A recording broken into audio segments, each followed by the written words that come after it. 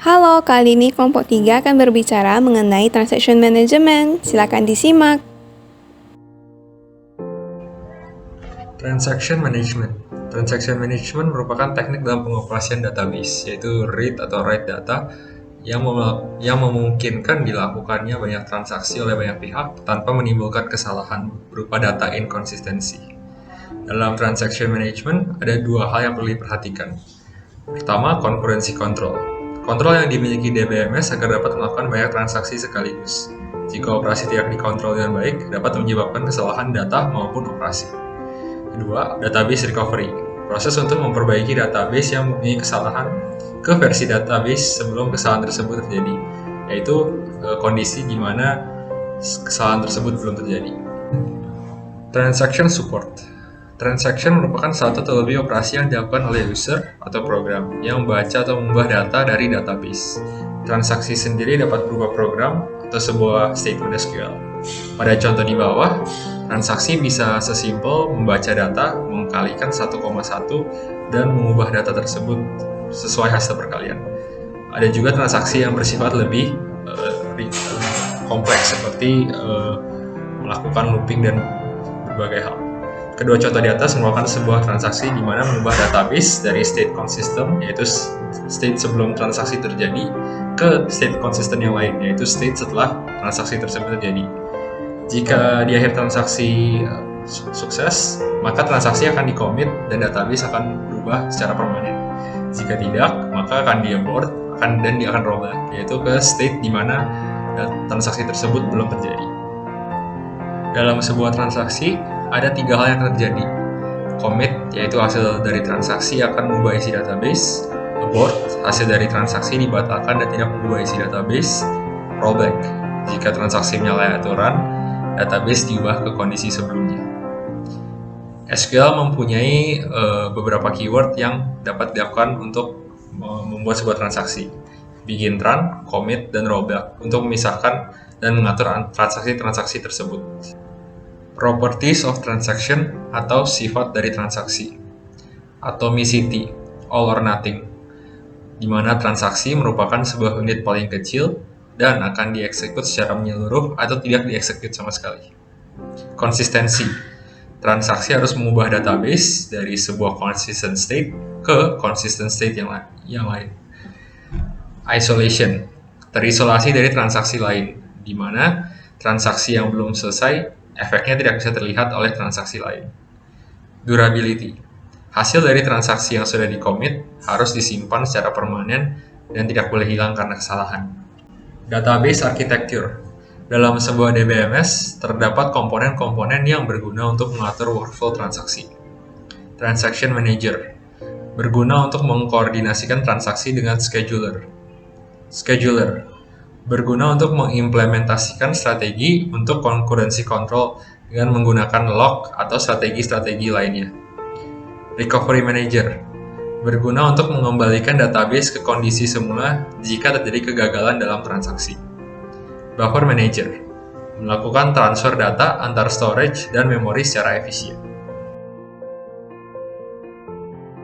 Karena dalam penggunaan database dapat digunakan oleh beberapa user dan program, maka dibutuhkan concurrency control, yaitu proses dalam mengatur transaksi yang terjadi sekaligus tanpa ada transaksi yang mengganggu transaksi lainnya. Masalah yang muncul jika tidak menggunakan concurrency control. Loss update problem, kesalahan yang terjadi di mana update value yang dibuat oleh sebuah transaksi dapat dihilangkan oleh transaksi lain. Pada contoh di atas, transaksi 2 mengubah value dari bal X dari 100 menjadi 200. Karena T1 membaca value bal X sebelum diupdate oleh T2, maka T1 mengupdate value bal X menjadi 90, di mana bal X harusnya mempunyai value 190. Uncommitted dependency atau dirty read problem, kesalahan yang terjadi saat sebuah transaksi membaca value yang diupdate oleh transaksi lain tanpa menunggu transaksi selesai. Jika transaksi sebelumnya di rollback, maka akan terjadi inkonsistensi dalam data.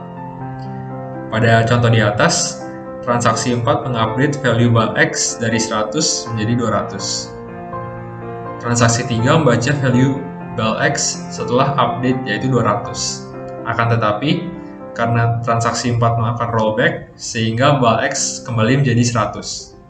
Karena transaksi 3 membaca value balX sebelum terjadi rollback, maka balX mempunyai value 190, di mana seharusnya value yang benar dari balX adalah 90. Inconsistent analysis problem. Kesalahan yang terjadi di mana transaksi membaca beberapa value yang diubah oleh transaksi lainnya, mengakibatkan value tersebut menjadi inconsistent. Transaksi 6 membaca value dari bal X, bal Y, dan bal Z, dan menyimpan hasilnya ke sebuah variabel bernama sum. Akan tetapi, T5 mengubah value bal X di tengah-tengah proses transaksi T6, sehingga value sum akhirnya menjadi 185, di mana seharusnya value-nya adalah 175. Phantom read problem. Kesalahan di mana sebuah transaksi membaca sebuah value 2 kali, tetapi hasil bacaan pertama dan kedua berbeda karena value tersebut diupdate oleh transaksi lain. Pada contoh di atas, transaksi 2 membaca value X sebanyak 2 kali. Akan tetapi, transaksi 1 menghapus value X sebelum read kedua oleh transaksi kedua. Oleh karena itu, value X akan mempunyai nilai di read pertama, tetapi tidak mempunyai nilai di read kedua, karena sudah di-delete oleh transaksi 1. Serializability and recoverability. Serializability. Sebuah database yang menyimpan data dapat diakses oleh lebih dari satu user dan program sekaligus. Serializability merupakan sebuah teknik untuk memaksimalkan jumlah transaksi yang bisa dilakukan secara paralel jika transaksi tersebut memenuhi beberapa persyaratan, seperti mengakses bagian berbeda pada database. Dalam serializability, schedule merupakan urutan dieksekusinya sebuah transaksi. Serial schedule merupakan schedule yang transaksi dilakukan secara berurutan, yaitu satu transaksi diselesaikan terlebih dahulu, baru memulai transaksi setelahnya. Non-serial schedule merupakan schedule di mana ada transaksi yang dapat dimulai tanpa harus menunggu schedule sebelumnya selesai, yaitu schedule yang dilakukan secara paralel. Oleh karena itu, tujuan dari serializability adalah mencari non-serial schedule di mana hasilnya akan sama seperti serial schedule dan database tetap konsisten. Untuk menghasilkan non-serial schedule yang mempunyai hasil yang sama dengan serial schedule, maka urutan read atau write penting. 1. Jika dua transaksi melakukan read, urutan tidak penting. Kedua, jika dua transaksi melakukan read atau write, tetapi kedua data yang berbeda dan tidak berhubungan, urutan tidak penting. 3. Jika satu transaksi melakukan read dan yang lain melakukan write pada data yang sama, maka urutan tersebut akan penting. Conflict serializability. Conflict serializability merupakan non-serial schedule yang urutan semua operasi seperti write dan read dilakukan sama seperti serial schedule. Contoh di atas, schedule A dan schedule B merupakan non-serial schedule yang menghasilkan data yang sama dengan serial schedule C. View serializability. Sebuah jenis serializability yang tidak seketat aturan conflict serializability. Dua buah schedule S1 dan S2 yang mempunyai transaksi yang sama disebut view equivalent jika untuk setiap data X yang dibaca transaksi I pada schedule 1 sama dengan yang dibaca transaksi I pada schedule 2. Kedua, untuk setiap data X yang dibaca transaksi I pada schedule 1, jika value X diupdate oleh transaksi I, maka transaksi I harus membaca value dari X yang diproduksi dari transaksi I di schedule 2. Untuk setiap data X, jika update terakhir pada value X dilakukan transaksi I pada schedule S1, maka transaksi yang sama harus dilakukan pada value X pada schedule S2. Sebuah schedule adalah view serializable jika view equivalent dengan serial schedule dan conflict serializable schedule adalah view serializable, tetapi tidak sebaliknya. Recoverability. Recoverability merupakan kemampuan sebuah database mengembalikan keadaan database ke state database yang semula jika terjadi failure pada transaksi. Jika sebuah transaksi gagal dan database harus dikembalikan ke semula, tetapi durability dari sebuah database tidak dapat melakukan rollback tersebut, maka ada recoverable schedule, di mana sebuah schedule dapat dikembalikan ke kondisi sebelumnya jika transaksi yang gagal dapat dikembalikan tanpa melakukan transaksi lain untuk membereskan failure tersebut. Teknik untuk memastikan serializability adalah teknik concurrency control berupa locking dan timestamping. Selanjutnya, cara untuk mencegah concurrency dalam sebuah transaction adalah dengan melakukan locking. Nah, apa itu locking? Locking merupakan metode yang paling banyak dan cukup sering digunakan di dalam mencegah concurrency dalam suatu transaction di dalam sebuah DBMS. Ada beberapa variasi locking, tetapi semuanya memegang prinsip yang sama, yaitu sebuah transaksi harus memiliki shared lock atau exclusive lock pada sebuah data sebelum melakukan operasi read dan write kepada data tersebut. Sebenarnya kita bisa menganggap lock ini sebagai izin. Shared lock merupakan satu kunci, yang dimana dengan kunci ini kita akan bisa membaca atau meread data, tetapi kita tidak akan bisa mengubah data tersebut. Nah, karena kita tidak bisa mengubah data tersebut, maka jelas shared lock ini tidak akan mengakibatkan konflik terhadap transaksi lain. Maka dari itu sebenarnya tidak apa-apa untuk lebih dari satu transaksi itu memegang shared lock terhadap satu data yang sama dalam waktu bersamaan, karena jelas tidak akan mengakibatkan konflik. Nah, sedangkan exclusive lock ini merupakan suatu kunci di mana dengan kunci ini kita dapat membaca dan mengubah satu data atau melakukan writing pada data tersebut kasarnya. Nah, berkebalikan dengan shared lock, exclusive lock ini dapat mengakibatkan konflik karena jelas dia bisa mengakibatkan perubahan data. Oleh karena itu, hanya ada satu transaksi yang boleh memiliki exclusive lock pada suatu data secara bersamaan. Dari hal-hal yang sudah saya jelaskan sebelumnya, dari sini tuh kita dapat mengetahui bahwa sebenarnya locking ini berfungsi untuk mencegah transaksi lain mengubah atau membaca suatu data saat data tersebut sedang di-lock oleh transaksi lain. Ini akan dapat mencegah terjadinya concurrency dalam suatu transaksi. Bagaimana cara kerja locking? Sebenarnya simpel saja. Jika suatu transaksi sudah terlebih dahulu melakukan locking pada suatu data, misalnya locking dengan exclusive lock, transaksi lain harus menunggu sampai transaksi pertama tadi melakukan unlock pada data tersebut. Barulah setelah transaksi pertama melakukan unlock, transaksi lain baru bisa mengakses data tersebut lagi. Sekarang kita masuk ke salah satu bagian dari locking, yaitu two-phase locking.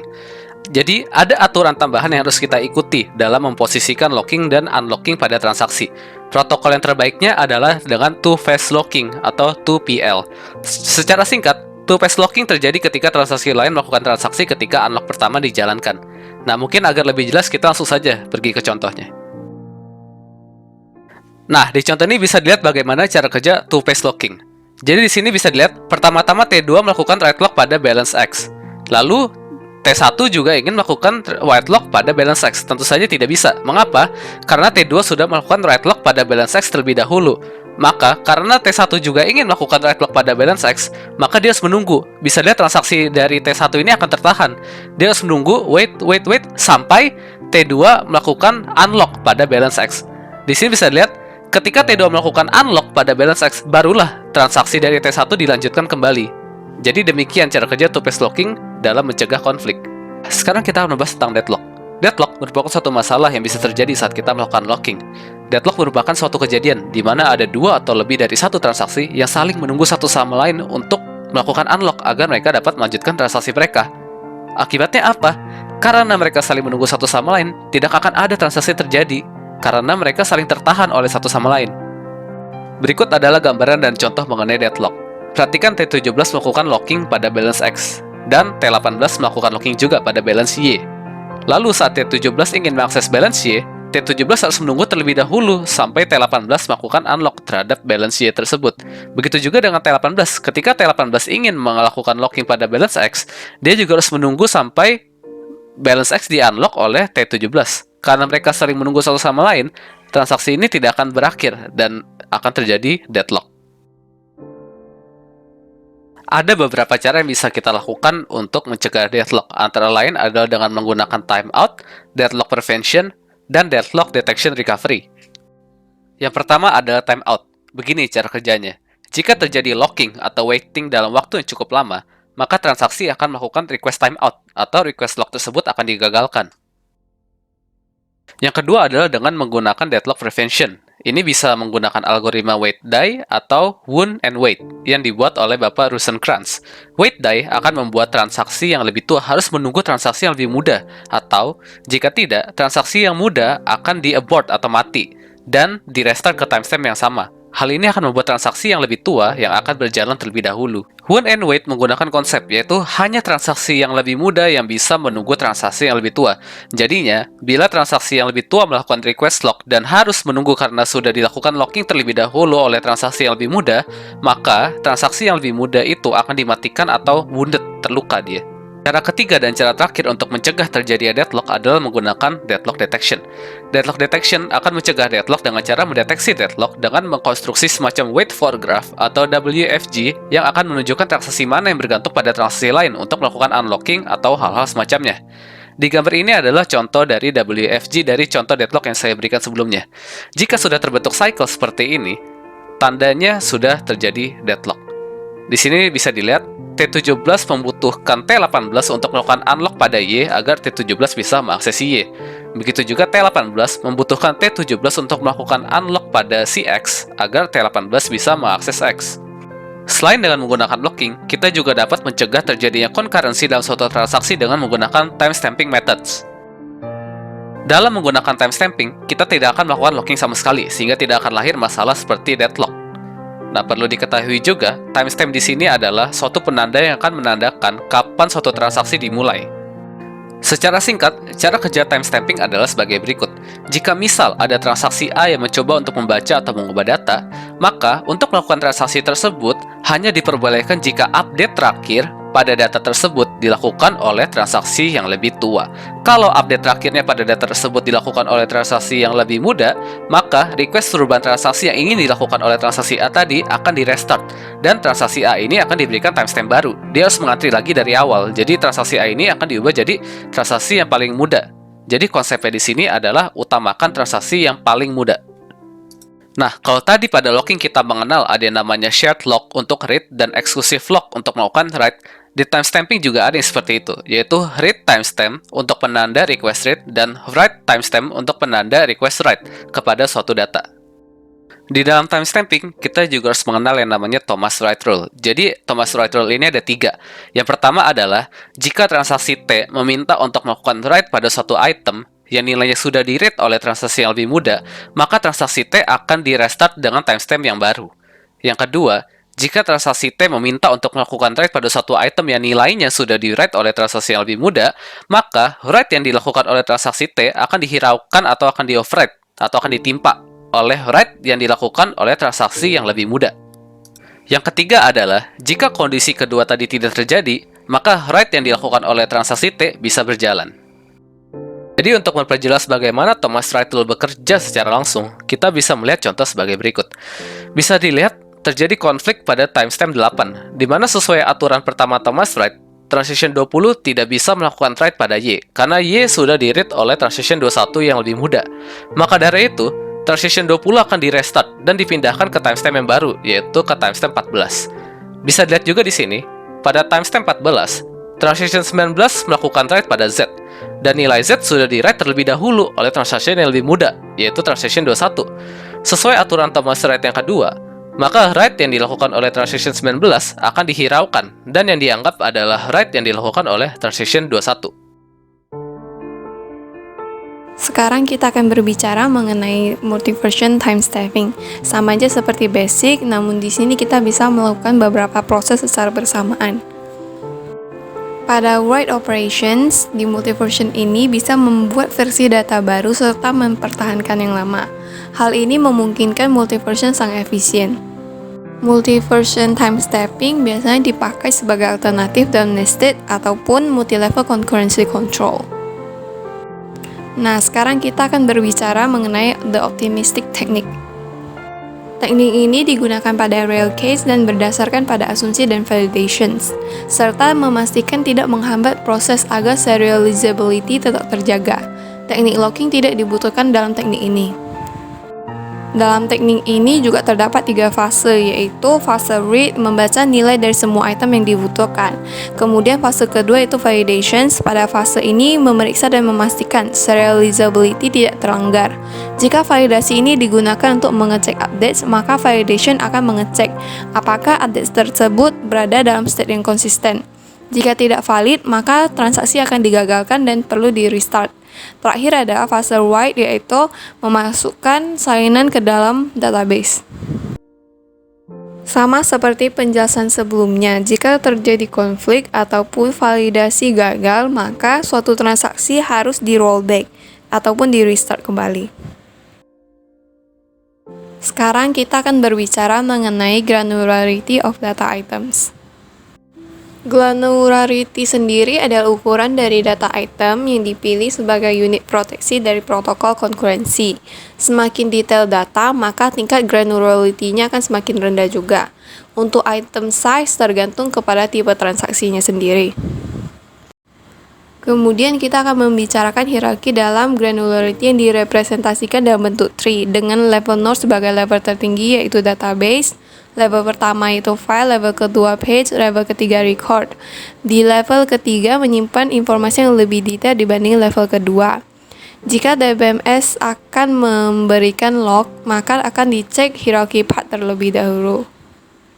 Dalam granularity juga terdapat multiple granularity, biasanya digunakan untuk mengurangi pencarian yang terlibat dalam menemukan kunci pada keturunan atau yang lebih dikenal dengan strategi intention lock. Selanjutnya, kita akan membahas tentang database recovery. Selanjutnya, kita akan membahas mengenai database recovery. Kenapa sih kita butuh database recovery? Karena pada database tidak menutup kemungkinan bahwa akan ada terjadinya yang namanya failure. Failure ini dapat mengakibatkan data loss. Contoh beberapa failure yang mungkin terjadi adalah yang pertama, system crashes. Karena adanya hardware atau software error. Ini dapat mengakibatkan hilangnya main memory. Yang kedua adalah media failure karena head dari media tersebut crash dan mengakibatkan media tersebut tidak dapat dibaca. Yang ketiga adalah application software error atau system error. Ini disebabkan karena adanya logical error dari program yang sedang mengakses database sehingga transaction-nya fail. Selanjutnya adalah natural disaster atau bencana alam seperti kebakaran, banjir, gempa bumi, dan hal-hal lainnya yang dapat merusak database secara fisik tentunya. Selanjutnya adalah kecerobohan atau carelessness. Ini merupakan tindakan tidak disengaja yang menyebabkan database rusak. Dan terakhir tentu saja ada sabotase. Ini merupakan tindakan sengaja yang merusak database. Transaction dan recovery. Pada seluruh proses recovery, kita mengenal ada yang namanya transaction atau transaksi yang merupakan unit paling dasar dari recovery. Nah, dalam transaksi ini kita mengenal 4 key penting atau kunci penting. Yang pertama adalah atomicity. Ini berarti semua data diubah atau diganti secara keseluruhan. Artinya, tidak ada data yang hanya diganti separuh saja. Jika data itu diganti, semuanya akan terganti. Jika tidak, semuanya akan tidak. Yang kedua adalah konsistensi, di mana data itu harus konsisten dari awal hingga akhir proses. Yang ketiga adalah isolation. Isolation ini bermaksud bahwa data yang sedang diproses seharusnya menjadi invisible atau tidak boleh diakses atau tidak terlihat oleh transaksi lain sehingga hasilnya tidak dapat dikontaminasi. Dan yang terakhir adalah durability. Durability ini merupakan setelah proses transaksi selesai, data tersebut harus tetap ada dan tidak terubah bahkan saat sistem failure. Nah, masalah yang terjadi adalah ketika transaction telah dijalankan, namun terkena failure dan efeknya belum pernah direcord di database. Ini yang menjadi masalah dan harus kita selesaikan. Recovery Manager harus dapat menentukan status dari setiap transaksi saat terjadi failure. Kemungkinannya ada dua. Yang pertama, jika transaction belum di-commit saat failure, tindakan yang harus dilakukan adalah undo atau rollback, atau mengembalikan data tersebut ke status sebelumnya. Namun, jika transaction sudah terlanjur di-commit saat failure, maka kita harus melakukan redo atau roll forward. Kedua perbedaan ini tidak boleh terbalik, dan ini adalah hal-hal yang harus dilakukan saat transaction failure dan ingin di-recovery.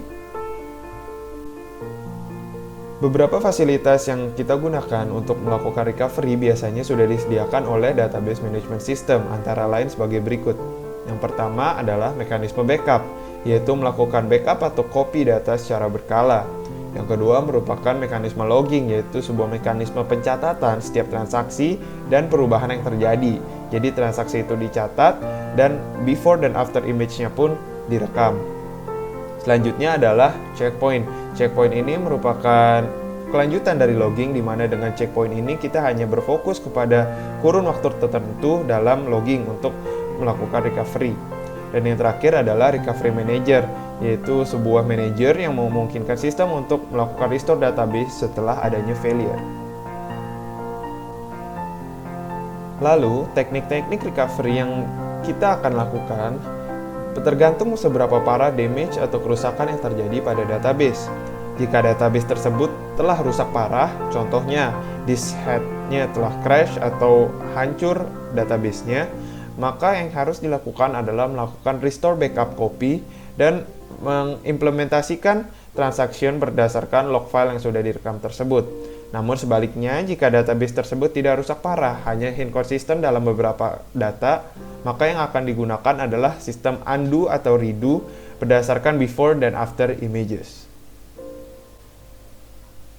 Khusus untuk recovery pada database yang tidak rusak parah atau dengan kata lain hanya terjadi inkonsistensi dalam beberapa data, ada beberapa cara yang dapat dilakukan. Yang pertama dengan menerapkan yang namanya Deferred Update Protocol. Ini merupakan protokol update di mana update tersebut tidak akan dibuat sampai database di-commit. Sedangkan di sisi lain ada juga yang namanya Immediate Update Protocol. Ini merupakan lawan dari Deferred Update Protocol, di mana pada immediate update tersebut dibuat ke database tanpa menunggu di-commit. Dan yang terakhir adalah shadow paging. Shadow paging ini adalah alternatif untuk recovery menggunakan logging, di mana setiap transaksi terdapat duplikat yang tidak berubah dan digunakan untuk restore. Sekarang kita akan berbicara mengenai recovery in a distributed DBMS. Nah, apa yang terjadi ketika terdapat sebuah database di dua server atau lebih? Jadi dengan menggunakan konsep recovery in distributed DBMS, kita dapat melakukan commit dan rollback di database dengan lebih dari satu server. How it works atau bagaimana sih sebenarnya recovery distributed database ini bekerja? Jika ada sebuah query yang melakukan commit atau rollback saat transaction, maka commit atau rollback tersebut akan dilakukan secara bertahap. Jadi pertama-tama dia akan mengunjungi satu server, melakukan commit atau rollback, dan kemudian akan ke server selanjutnya. Protokol yang digunakan itu biasanya tuh 2PC atau 3PC. 2PC itu 2 phase commit atau 3 phase commit. Advanced Transaction Model. Advanced Transaction Model ini dibagi menjadi dua, yaitu Nested Transaction Mode dan Saga. Nested Transaction Model diperkenalkan oleh Moss pada tahun 1981. Kurang lebih cara kerjanya adalah memiliki transaction di dalam transaction yang dinamakan sub-transaction. Tujuan dari Nested Transaction sendiri adalah untuk mendapatkan fitur save point. Save point sendiri memiliki dua fitur utama, yaitu rollback work dan save work. Hitungan dari menggunakan Nested Transaction Modularity. Transaction dapat digunakan untuk concurrency atau recovery. A final refer of granularity for concurrency control and recovery. Infra-transaction parallelism. Sub-transaction bisa dijalankan secara concurrent. Infra-transaction recovery. Sub-transaction yang tidak tercommit dapat diabaikan dan di-rollback tanpa mengganggu sub-transaction yang lain. Di sini dapat terlihat bahwa T1 memiliki sub-transaction T2. T2 memiliki transaction T3 dan T4. T1 memiliki sub-transaction T2, T5, dan T6. Jadi di sini bisa terlihat bahwa di dalam transaction memiliki transaction yang lain. Sagas diciptakan oleh Gracia Molina dan Salem pada tahun 1987. Dan ini berjalan dengan metode compensating transaction. Nah, Sagas ini memiliki cara kerja. Jadi jika terdapat dua transaksi yang sedang berjalan, maka jika transaksi yang pertama di rollback, maka tidak akan mempengaruhi transaksi yang lain. Multi-level transaction model. Konsep dari model ini adalah tidak akan terjadi konflik antara dua operasi pada level yang sama meskipun akan terjadi konflik saat implementasi pada level di bawahnya. Sub-transaction tree pada model ini seimbang, di mana node yang kedalamannya sama sesuai dengan operasi level abstraction yang sama pada DBMS. Edges mewakili implementasi operasi yang sesuai dengan urutan operasi pada level di bawahnya. Level dari transaksi dilambangkan dengan L0 sampai Ln. L0 melambangkan level terendah dan Ln melambangkan root. Selain itu, Informasi tentang konflik pada level spesifik digunakan untuk memperoleh konkurensi yang lebih tinggi. Contoh multi-level transaction. Di sini terdapat T7 dan T8. T7 akan dibagi menjadi T71 yang menjumlahkan file X sebesar 5 dan T72 yang mengurangi file Y sebesar 5. T8 juga akan dibagi menjadi T81 yang menjumlahkan file Y sebesar 10 dan T82 yang mengurangi file X sebesar 2. Dengan melakukan ini, kita dapat mengetahui bahwa penjumlahan dan pengurangan bersifat komutatif, sehingga subtransaction dapat dieksekut dengan menggunakan urutan apapun. Dynamic restructuring digunakan untuk mengatasi masalah atomicity, consistency, isolation, dan durability pada flat transaction.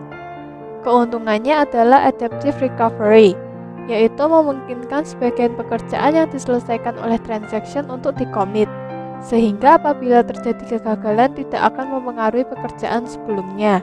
Selanjutnya, mengurangi isolasi, yaitu memungkinkan resource untuk dibebaskan dengan melakukan commit terhadap bagian tertentu dari transaction. Terdapat dua jenis dynamic restructuring. Yang pertama, split transaction. Prinsipnya adalah membagi satu transaksi aktif menjadi dua transaksi yang serializable serta membagi action dan resource-nya.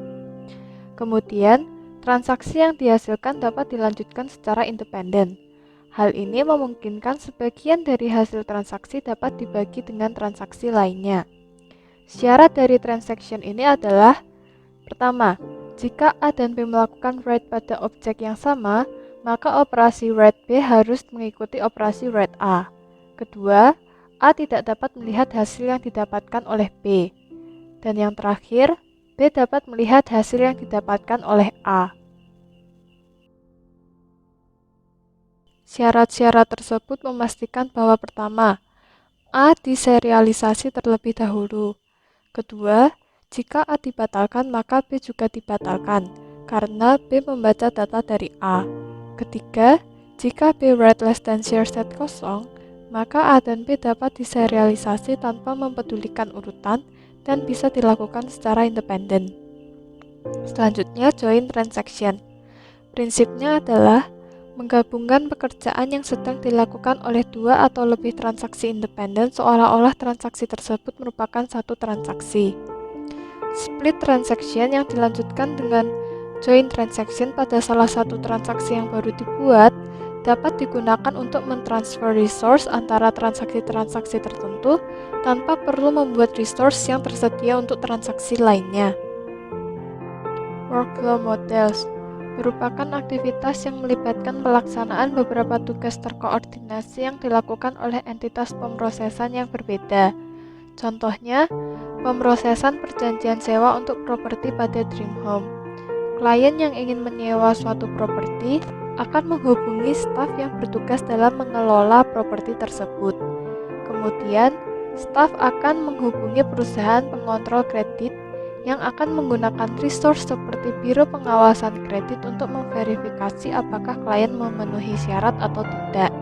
Selanjutnya, keputusan akan diberikan kepada staf, dan staf akan meneruskan keputusan tersebut kepada klien. Terdapat masalah pada spesifikasi dan pelaksanaannya. Hal ini disebabkan oleh banyaknya organisasi yang menggunakan multiple independent dalam mengelola sistem mereka untuk mengotomatiskan berbagai bagian pada proses. 3 masalah utama dalam spesifikasi workflow. Pertama, spesifikasi tugas, yaitu struktur pelaksanaan tiap tugas ditentukan dengan menyediakan state pelaksanaan yang dapat diamati secara eksternal beserta satu transisi di antara state. Kedua, persyaratan untuk koordinasi tugas, yaitu menentukan dependensi intertask execution dan flow data serta kondisi untuk menghentikan workflow.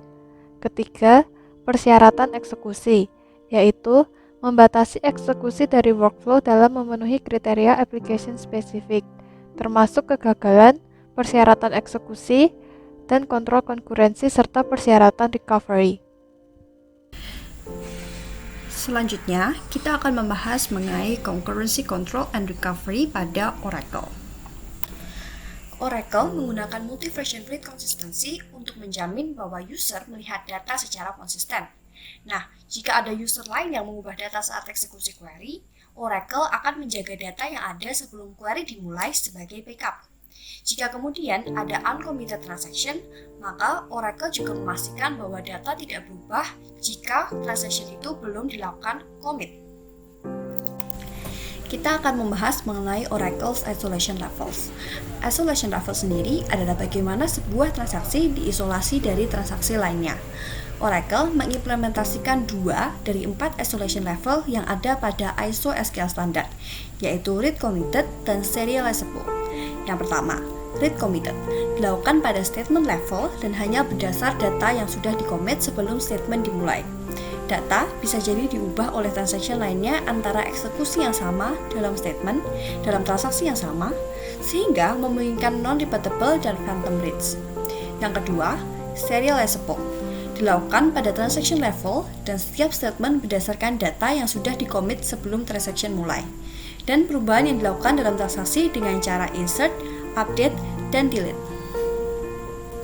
Kedua isolation level tadi menggunakan row level locking dan wait jika ada transaksi lainnya yang ingin merubah data saat transaksi berjalan. Kalau terjadi rollback atau aborts, transaksi yang selanjutnya bisa langsung dieksekusi. Jika dilakukan commit dan logs dirilis, maka yang terjadi pada read committed, transaksi selanjutnya akan langsung dijalankan. Namun, pada serializable, akan muncul pesan error yang mengindikasikan bahwa operasi tidak bisa diserialisasi. Maka, developer harus menambahkan logic ke program untuk return awal dari transaksi dan melakukan restart. Selain 2 isolation level yang sudah saya sebutkan tadi, Oracle juga mensupport isolation level yang ketiga, yaitu read-only. Read-only transaction hanya melihat data yang sudah di-commit sebelum transaction dimulai. Nah, isolation level ini bisa di-set di Oracle menggunakan SQL set transaction ataupun alter session command. Sekarang kita akan membahas lebih lanjut mengenai multi-version read consistency. Yang pertama, ada undo segment. Undo segment adalah struktur dalam database Oracle yang digunakan untuk menyimpan informasi undo. Ketika sebuah transaksi akan mengubah data dalam suatu blok, Oracle pertama-tama menulis citra sebelumnya dari data tersebut ke undo segment. Selain mendukung multi-version read consistency, undo segment juga digunakan untuk membatalkan transaksi. Oracle juga menyimpan 1 atau lebih redo logs yang merekam semua transaksi yang terjadi dan akan digunakan untuk memulihkan database jika suatu saat terjadi kegagalan sistem. Yang kedua, ada system change number. Untuk mempertahankan urutan kronologis operasi yang benar, Oracle mempertahankan System Change Number atau SCN. SCN adalah stempel waktu logis yang mencatat urutan terjadinya operasi. Oracle menyimpan SCN di redo log untuk mengulang transaksi dalam urutan yang benar. Nah, SCN ini akan digunakan untuk menentukan versi item data mana yang harus digunakan dalam transaksi dan kapan harus membersihkan informasi tersebut dari undo segment. Yang ketiga adalah logs. Logs digunakan untuk mencegah adanya interferensi seperti dirty reads, loss updates, dan destructive DDL. Ada beberapa tipe log yang ada di Oracle. Yang pertama adalah DDL logs. DDL logs digunakan untuk melindungi skema objek seperti table dan view definition. Kemudian ada DML logs yang digunakan untuk melindungi data seperti dengan melakukan logging pada keseluruhan table ataupun pada baris tertentu saja. Kemudian ada internal latches yang digunakan untuk melindungi struktur data bersama di area Global System atau SGA. Selain itu, ada mutex atau Mutual Exclusion Object yang digunakan untuk mencegah objek pada saat terjadinya memory corrupt ketika diakses oleh concurrent process. Nah, berbeda dengan latch, mutex ini melindungi satu objek, sedangkan latch tadi biasanya melindungi sekelompok objek.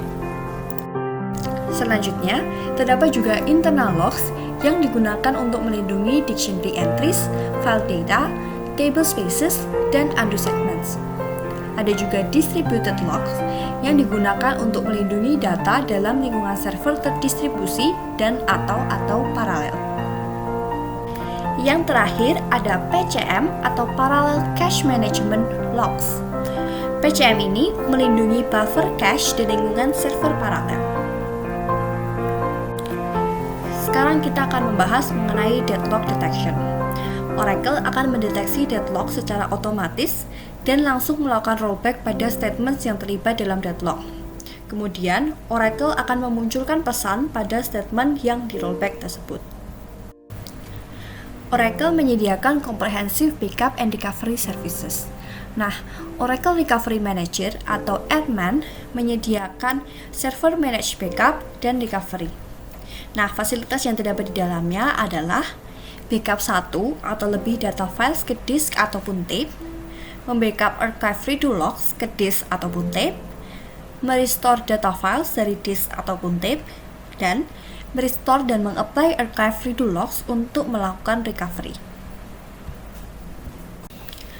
Pada backup and recovery terdapat juga instance recovery, yaitu ketika Oracle mendeteksi adanya crash, maka database akan direcover dengan cara meredo log files menggunakan metode rollback dan roll forward.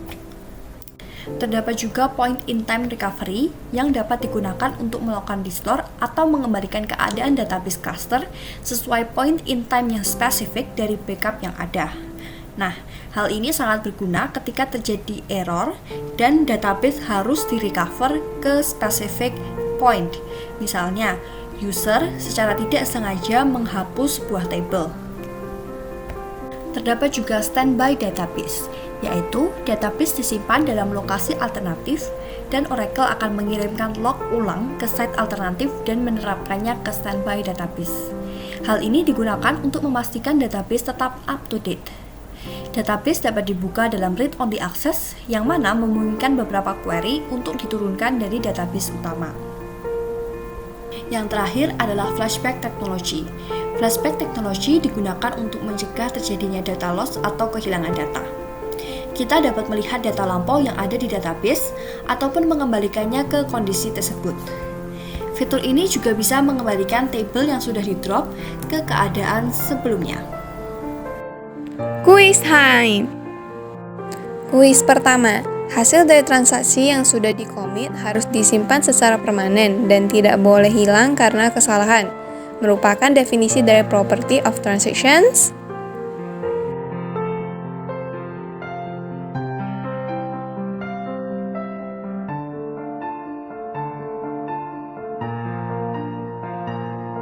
Jawabannya adalah durability. Dari gambar tersebut, masalah apakah yang mungkin terjadi?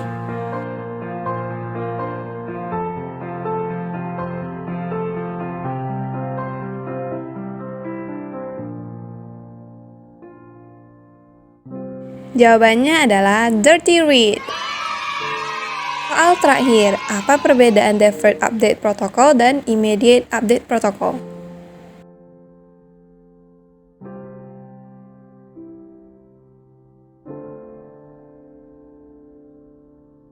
Jawabannya adalah deferred update protocol tidak melakukan update ke database sampai transaksi di-commit. Sedangkan immediate update protocol langsung mengupdate database tanpa perlu menunggu commit. Sekian materi dan quiz transaction management. Terima kasih sudah menonton, sampai jumpa lagi.